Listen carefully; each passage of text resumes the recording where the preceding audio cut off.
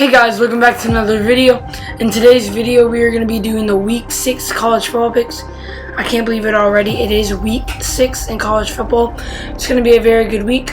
Some teams that have been playing well recently are going to be on here, especially for the first game. So let's just get into it.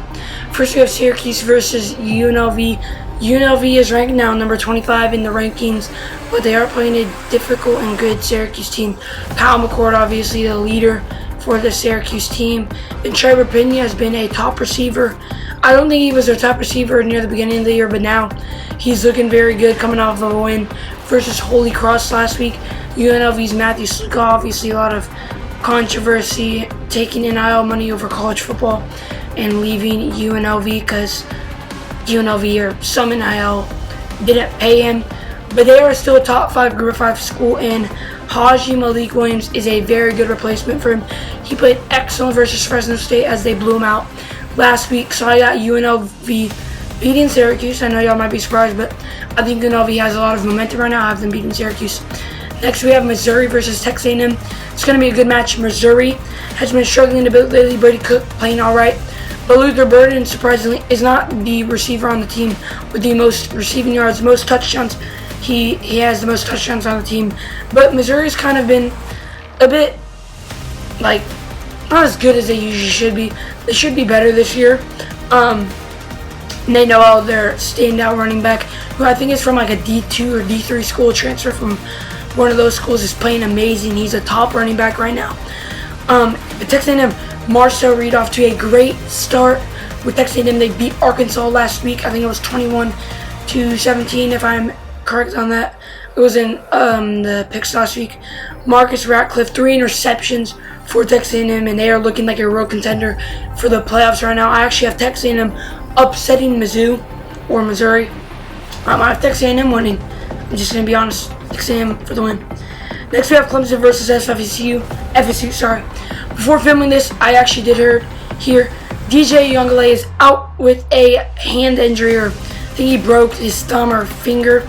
So that means Brock Glenn is going to be a starter, which I actually think he should be the starter. I'd rather him than DJ. But they need some help. Florida State just is not looking good. Getting blown out by SMU. They had a so-so half. They weren't getting blown out at half, and then they ended up losing 42-16 against SMU.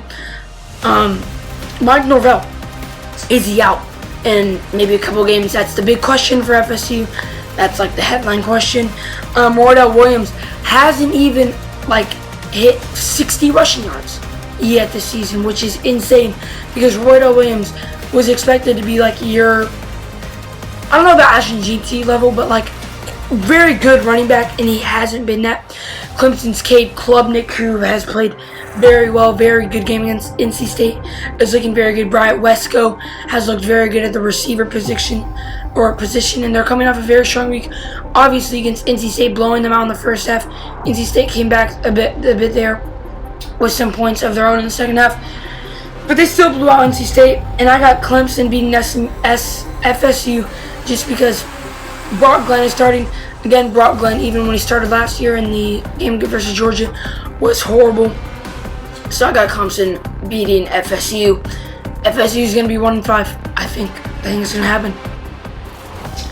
Next, we have Georgia versus Auburn. Georgia losing to Alabama, maybe the best game of college football so far this season. Carson Beck has to do better. Obviously, they got it together more in the second half, but Alabama survived. Georgia needs to bounce back against Auburn, especially against Auburn, who is playing well. Keandre Lambert-Smith has been insane for Auburn, and Jaron Thompson is looking very good for Auburn at the safety position. But I think Georgia, the problem with their offense is you saw them in the second half playing very well. Their offense was back at it. Trevor Etienne, guys like that, the running game, the passing game, everything was back in the second half. So I think the important thing that Georgia needs to, just see in their game is they need to attack, and they need to get some points on the board early, because they did not do that. They were getting blown out in the first half because their offense was struggling. Carson Beck, pretty sure, threw 2 picks in the first half, and Georgia's just got to score more points in the first half if they want to beat Auburn. But I still have Georgia beating Auburn for this one. Next, we have Ohio State versus Iowa, Big Ten kind of rivalry here. Ohio State, 3 running backs and 3 receivers that are very good. We're going to name right here: Quinshon Judkins, Travion Henderson, and James People, all over 100 plus yards, and all have more than 2 TDs. Those 3 all have more than 2 TDs, and 3 wide receivers with 200 plus yards. We have Jeremiah Smith, Emeka Egbuka, the wide receiver duo, and Cornell Tate is the other big wide receiver for Ohio State. Iowa, they have a very good defense, very good run game this year. Jamari Harris, their DB, 2 interceptions, leading interception leader on the team. Caleb Johnson, their running back, is a top running back, almost 700 rushing yards and 9 TDs. But Caden McNamara, obviously not really a passer. Iowa is not really getting, and they're not really looking for passing game, they're looking for defense. But Ohio State, they have such a strong offense that I think they'll beat Iowa, especially with the strong win against Michigan State last week. I think they'll beat Iowa confidently. Ohio State with the win there. Next we have UCF versus Florida, and oh my gosh, I watched the start of that UCF game into like the end of that first half, and Deshaun Pace was very impressive. Deshaun Pace got that pick at the beginning of the game, and I was like, wait, UCF might have it right here. UCF is looking real good. RJ Harvey was looking very good actually at the beginning there, but Travis Hunter and Shedeur Sanders and the Colorado defense was just too much for guys like Kobe Hudson, and I need Kobe Hudson to do better. He's a top wide receiver in college football. I think he'll do better. They're playing Florida this week. Elijah Badger, the new standout for Florida, 305 yards and 1 TD this year. He is the guy who's coming out of the books. Did not know about him until now, and he is looking very good stat-wise. Coming off of a bye week, Florida, coming off of a rest week, they have a lot of energy coming in against UCF, but they haven't been strong this year. I get they got the win against Mississippi State, but that's the worst SEC school right now. I have UCF barely beating Florida. Score prediction, let's do 35-28 by a touchdown. Next we have Memphis versus USF. Memphis kind of fell off there, losing to Navy. Spoiler alert, Navy is on this list this week. It's going to be a good match. Memphis, Seth Hennigan is a still top QB. Obviously, Mario Anderson has been amazing for Memphis. And, of course, Chandler Martin, big impact on defense. If y'all don't know, Chandler Martin actually has a YouTube channel. He posts on there like when football season isn't running. He hasn't posted on there in a while, but I do watch it and stuff, like, you know, some videos that he has on there. But, yeah, just letting y'all know. And then, but USF, we got to talk about USF. They are struggling badly. Byron Brown, it's pretty much taking over the run game for USF right now, and I think he still needs to be doing that because he's been very solid rushing. They're struggling badly though. They got cooked by Tulane last week, and I think they're gonna get cooked on. Not really cooked, but I think Memphis is gonna beat them this week. I have Memphis beating USF. I know y'all are gonna be like, but you always have USF winning. Not again this week for like the 3rd straight week. So yeah. Next, we got Tennessee versus Arkansas. Tennessee had a bye week last week. Yes, they did. Arkansas losing to Texas A&M. Taylor Green struggling last week. 5 touchdowns, 5 interceptions this season.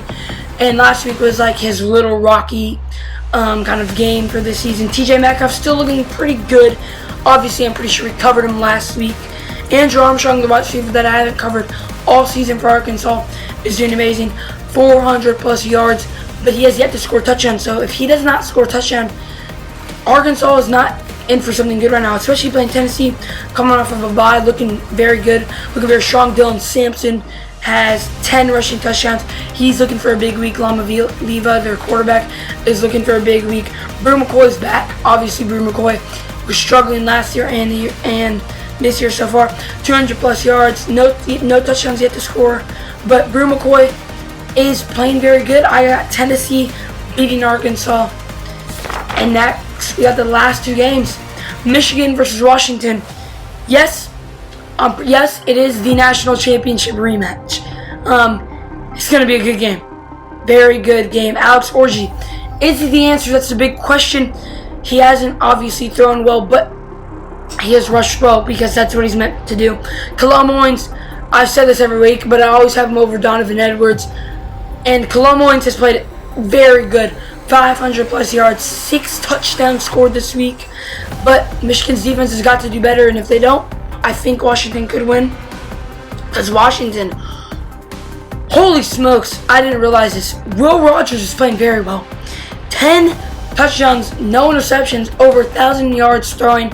On the right track for Will Rogers. Jonah Coleman, their top running back, 500 plus rushing yards this season. And then you got Denzel Boston, their top wide receiver, 400 plus yards and 7 TDs. That is insane. Insane numbers for Denzel Boston.